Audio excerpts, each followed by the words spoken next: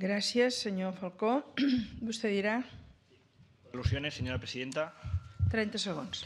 Señor Fernández de la CUP, usted veo que se ha sentido aludido cuando he hecho referencia a los 5.800 euros que le preguntaba la señora Colau si era un sueldo elevado o no era elevado.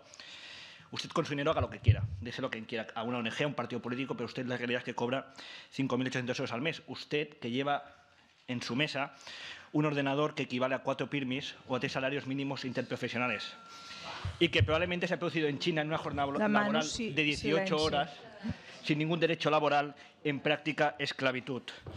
Mire, los partidos políticos hacemos las preguntas que queremos, no las que usted quiere. Se ha terminado el tiempo. Hasta luego, jeta. Senyor Coto, sisplau. Sisplau. Les pido silencio. Els demano silenci, sisplau.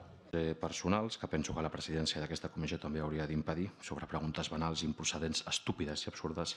Respondré jo a la pregunta dels 5.802 euros. 5.802 euros és el meu sou oficial al Parlament. El senyor Coto sap perquè ho he fet públic jo i ho he denunciat com a sou estratosfèric. Jo cobro 1.400 euros al mes, no cobro 500 euros al dia com la presidenta del Partit Popular, no cobro uns sobres, no cobro un CaixaBé ni tinc comptes a Suïssa. I finalment li pregaria a la senyora Colau que faci desobediència civil també a les preguntes insidioses que no tenen res a veure amb els treballs d'aquesta comissió sobre la seva vida personal.